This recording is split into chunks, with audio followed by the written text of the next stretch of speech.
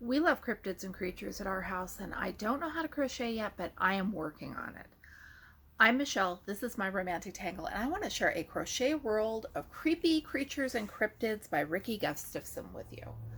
Found this one at the library, and I am going to go out and buy a copy because I love this book.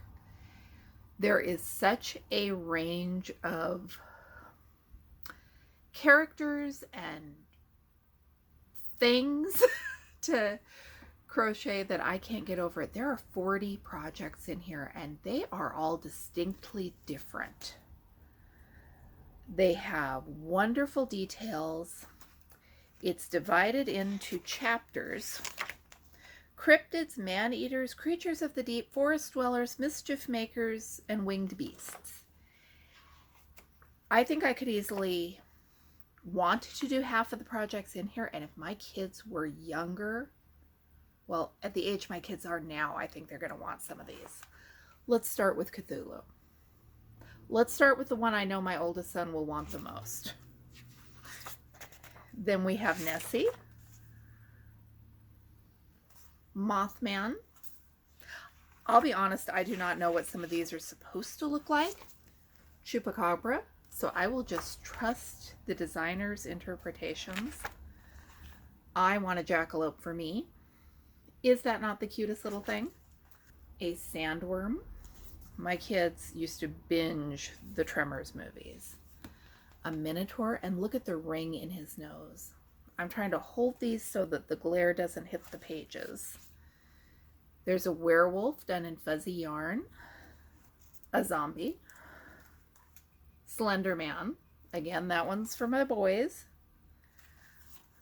Nosferatu, because that's so much more fun than a plain run-of-the-mill vampire would have been.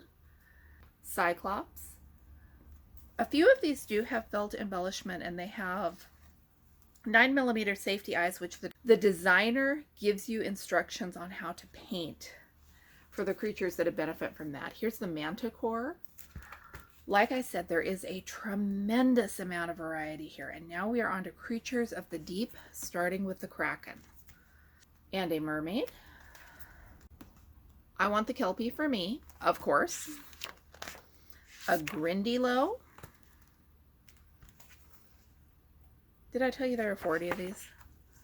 A Kappa. A Kaiju. And now we are on to forest dwellers. Of course, you've got to have Bigfoot. And again, he's got a fuzzy yarn to give him extra texture. The gnome. A centaur. A chimera. Which I think there's more than one picture of him.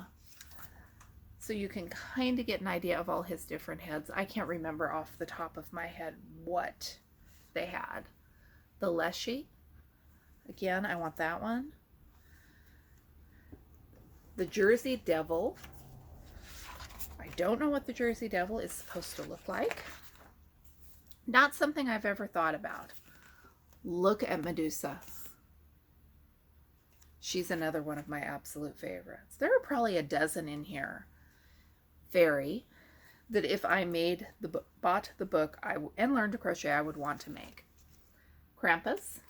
A kitsune, I am probably pronouncing it wrong. That is the Japanese fox with all the extra tails. I think my daughter would like that one. A goblin.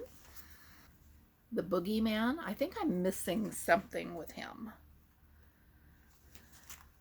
Frankenstein's monster. The Greys. A sci-fi robot.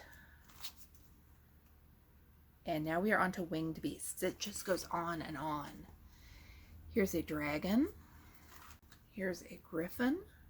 You could have so much fun with this book. I keep thinking, my kids collected Beanie Babies, and not for the collectible value of, but because they were inexpensive and fun to play with. Here's the phoenix. These would be so much more fun than that. Look at the harpy. That's another one that I would do for me. A one-eyed, one-horned, flying purple people eater. Because why not?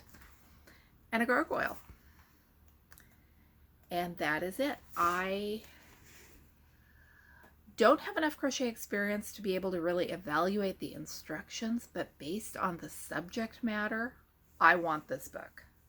Let me know, do you do amigurumi? Is it as hard as I'm making it out of my head to be? Which of these would you crochet? Let me know in the comments section down below. I'm Michelle. This is my Romantic Tangle. Thanks for watching, and I'll be back with you with more videos soon.